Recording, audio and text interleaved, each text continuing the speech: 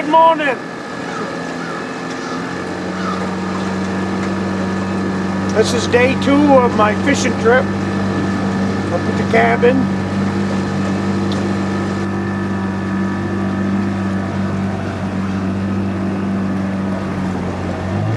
Look at all the cedar trees.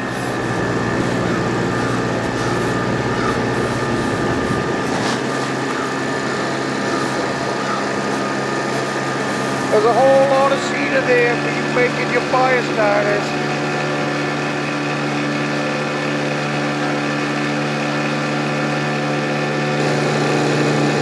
Miles and miles and miles of cedar. I built my campfire this morning with cedar bark.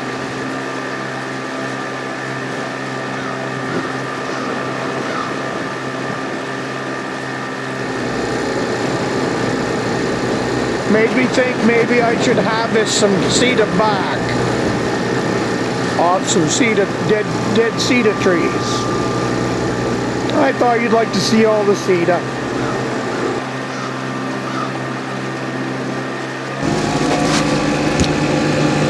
Well, sorry fellas. Just as soon as I took that camera down, because I turned the corner and it was windy, I got this nice salmon to bite. It's just the way it goes. I bet it wasn't even 20 feet. That's a nice one, a nice fat one.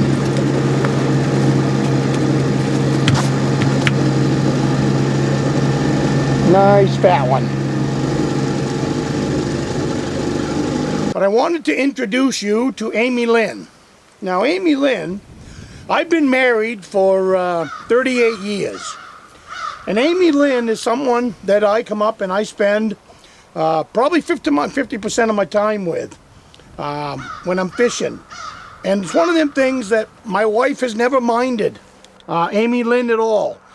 She tells me to go hang out with Amy as much as I possibly can and want to.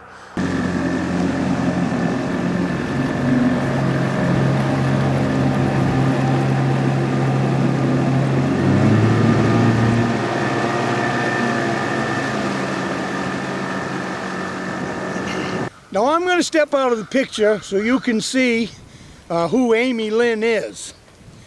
And then, like I said, you'll understand why my wife does not mind Amy Lynn.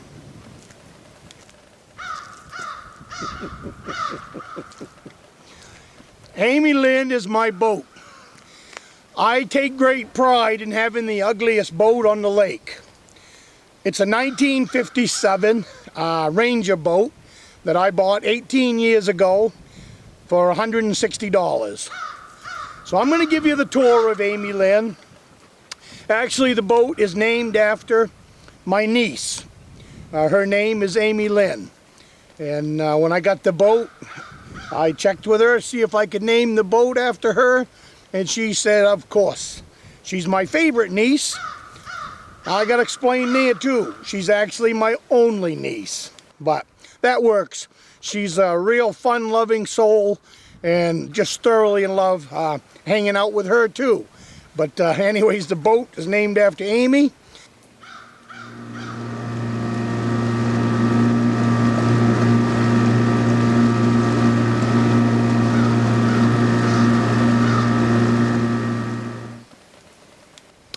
Amy Lynn is a very deep-hulled boat. It's made of heavy aluminum. It's about up to my chest when I stand in the front of it. So it takes a lot of big waves. Makes it a great boat for fishing these big lakes. And I power it with an 8-horse Johnson. Well, I brought you back. It's finally let up raining just a little bit. I've been out here since 2 o'clock this afternoon. It's creeping up on 7 o'clock now. I had one on. I got him up behind the boat, but couldn't quite get him where I could see him. I have no idea size or any of that, but oh well, that's what fishing is. But I'm going to fish for about another hour, and then I'm going to head over to the boat landing and head back to the cabin. And then we're coming back out tomorrow night. I fished tonight by myself. I've got a buddy meeting me up here tomorrow morning, and we're going to come up here and hit this lake again tomorrow afternoon. And again, fish until dark. This time of year, I think that's probably some of the best fishing. But today's been absolutely great, being overcast and raining every once in a while. That's just what I like. What I'm running now is I've got this pole directly on bottom with a decent chub. My outside rod, I've got that down 20 feet with a 10-ounce sinker. It has an eyelid on both sides, and then I've got a planer in front of it to keep it from spinning. And then I've got a Rapala lure on that, a blue one. So, and I'm getting ready to run over 50 feet of water, so that'll put me down 20 feet and about 30 feet off bottom. And I believe there's a cold spring over in this area because I have a temperature on my depth finder. So that's the area I've been trying to concentrate on. I haven't had any luck on a laker yet. So what I think I'm going to do is head over here and maybe I can pick up a brookie. Brookies are in here too. I'd like to have a fish for supper if it's possible. I had fresh fish last night for supper. So I kinda like that. So maybe I can pick one up over there and have fresh fish again tonight. But don't worry about me. If I don't catch a fresh fish, I've got deer steaks back there just waiting to hop into the frying pan. Sizzling hot frying pan to boot.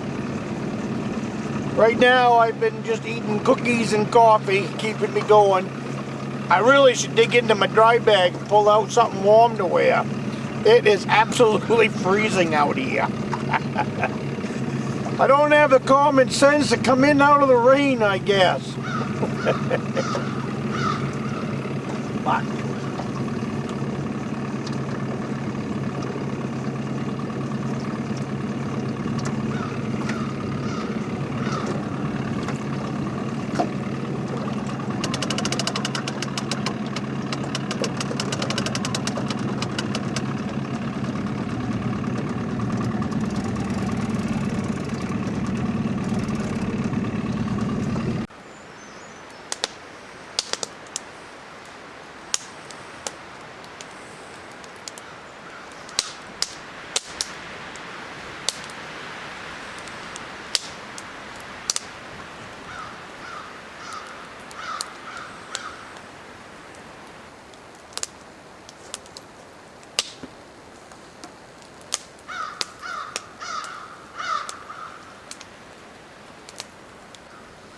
in the last 2 days, especially yesterday, it was absolutely raining out there in the boat.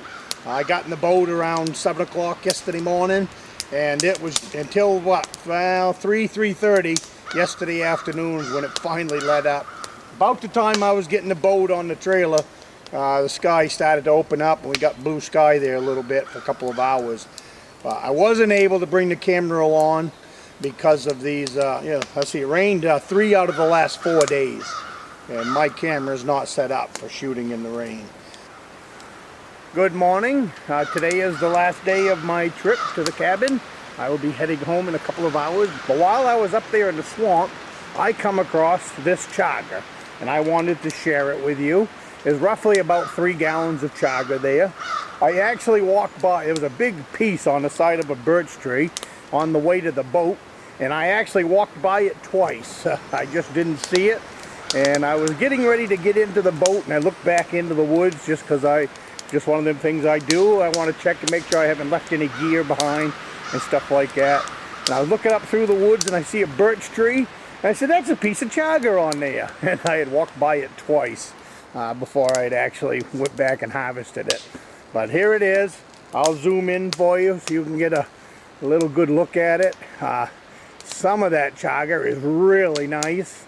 Some of it is only going to be good for campfire chaga, and then some of it is really, really nice that will make a good tea.